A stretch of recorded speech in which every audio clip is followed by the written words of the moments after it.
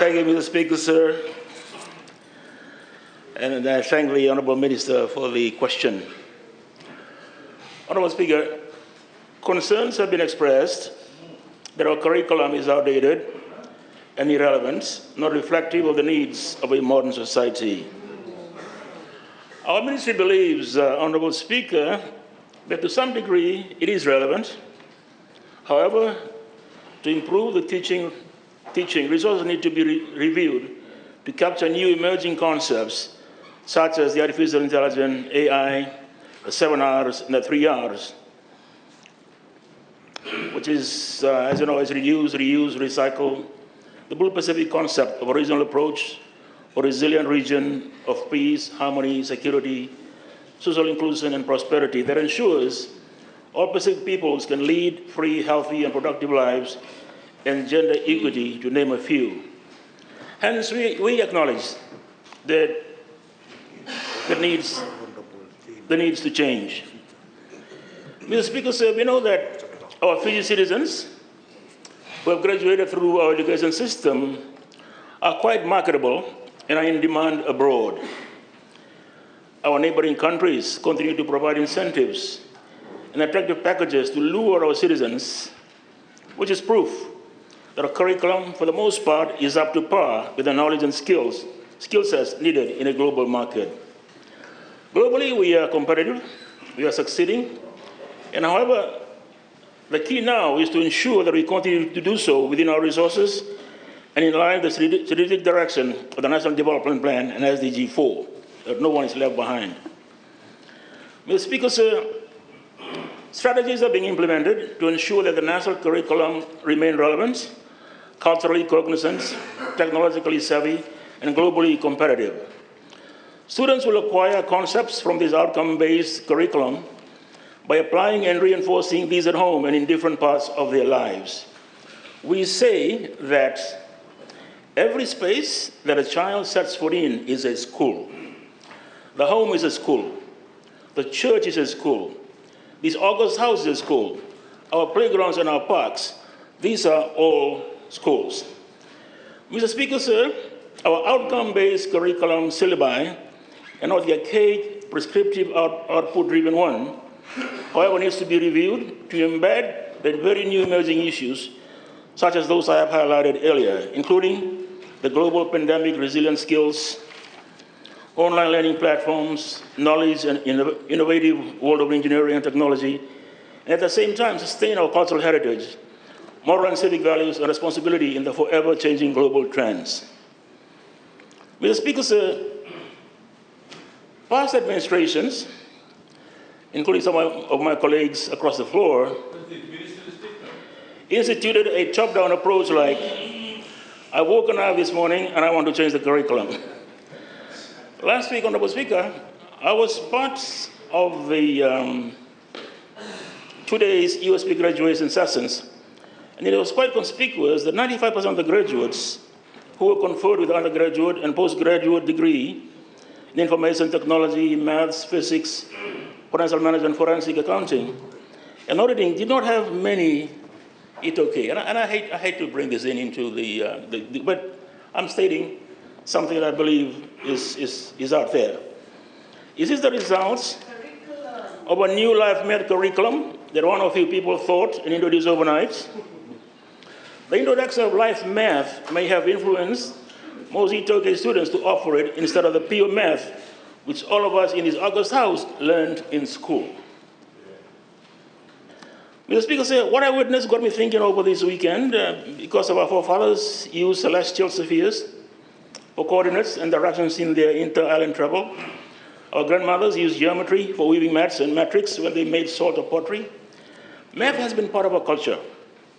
But to have a life math as an easy way out has a huge impact on the future of the opportunities in terms of scholarships, eligibility criteria for STEM job opportunities, from aviation, engineering, math, science, including financial management. Mr. Speaker, sir, it is unforgivable to create a new subject without much research and global benchmarking, no contributions from math experts in our tertiary institutions, and 2 streams of math has been served down the curriculum unit for our senior secondary school students. Mr. Speaker, sir, in fact, members of the opposition are fully aware that they even disallowed monitoring of the implementation of the curriculum at school level. This led to a huge disconnect between those developing the curriculum and the implementation of the curriculum by our teachers. Teachers had limited training on the teaching pedagogies to deliver the new invented subjects, thus impeding teaching and learning. Mr. Speaker, sir, to make matters worse, the curriculum unit was downsized from 60 officers to 19. As research officers and some of the curriculum specialists were sent back to school during the restructure of 5 October 2020. The restructure altered the roles of the curriculum officers. The above roles became highly taxing in many aspects, as one officer was expected to handle the tasks of 2 or 3 curriculum officers. For example, Mr. Speaker, sir, with that restructure, one primary curriculum officer took charge of elementary science for years 1 to 4, basic science for years 5 to 8, and healthy living for years 1 to 8, and for the secondary curriculum specialists for years 9 to 13.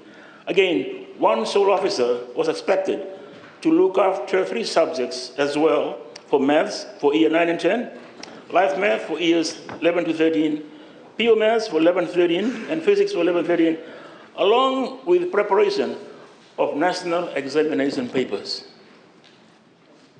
It was quite a load, Honorable Speaker. Mr. Speaker, it was quite inconsiderate and in many ways modern slavery, and had unfortunately taken its toll on the health and well-being of my officers. Mr. Speaker, I'm certain that with the additional unnecessary work pressure, one of the curriculum specialists passed on in February. Another curriculum specialist will be buried tomorrow, while 2 are still under doctor's observations. Mr. Speaker, sir, due to the heavy workload of the curriculum unit, we struggled with recruitment from January 2024 for another 17 additional officers, along with the director and another principal education officer, to be reinstated for much-needed professional ease for the curriculum unit to function effectively. At this juncture, Mr. Speaker, sir, I stand in this August House with confidence that my capable, qualified, and competent curriculum specialists have already begun the necessary work in the scoping within and across the key learning areas from ECE to Year 13. ECE, Honorable Speaker, is early childhood education, based on the correct curriculum perspectives that underpin the National Curriculum Framework, NCF, which are considered crucial to a broad and holistic curriculum framework to identify curriculum gaps. These include careers, citizenship, education for sustainable development, literacy, numeracy, special needs, spiritual and values education. These important perspectives are integrated across the curriculum to ensure meaningful and lifelong learning takes place in each student's life journey. Mr. Speaker, sir, my ministry ensures that the curriculum content is culturally relevant and inclusive, representing diverse perspectives and experiences. The curriculum is designed to be flexible and enables our future citizens to adapt to changes in society, technology, and industry trends. Mr. Speaker, sir, the Curriculum Development Unit has been revamped. Work has begun in the right direction from the core function of curriculum review, which involves working with the teachers in evaluating and identifying the curriculum gaps through hybrid workshop modes to national examination work preparations for the year 8, 12, and 13. Mr. Speaker, sir, after 18 long years, the Ministry of Education held its National Education Summit, whereby a framework titled the 2023 General Declaration was formulated, which has the guidelines on the way forward for the curriculum and education sector for the next 10 years. Mr. Speaker, sir, the recommendations of the 2023 National Education Summit and cabinet endorsement of the formation of the new Education Commission are interconnected and complementary in their efforts to review and improve the education sector and its curriculum being a critical component. The new Education Commission will contribute valuable insights and perspectives to the global education discourse. And it will also consult and make recommendations to 7 thematic areas. And this includes enhancing a curriculum in terms of contents, design, teaching, pedagogies, and relevant types of assessments. Mr. Speaker, sir, I certainly believe in the potential of education to offer a pathway out of our current challenges, and the review of the curriculum framework will ensure that our children have the right skills and competency to take on the challenges and opportunities of the global trends. Mr. Speaker, sir, I plead with you and members of the August House to partner with us, for us, as a national curriculum review is a critical aspect of the transformation of education system, an education system that will benefit our children and the future of beloved Fiji. Thank you, Mr. Speaker, sir.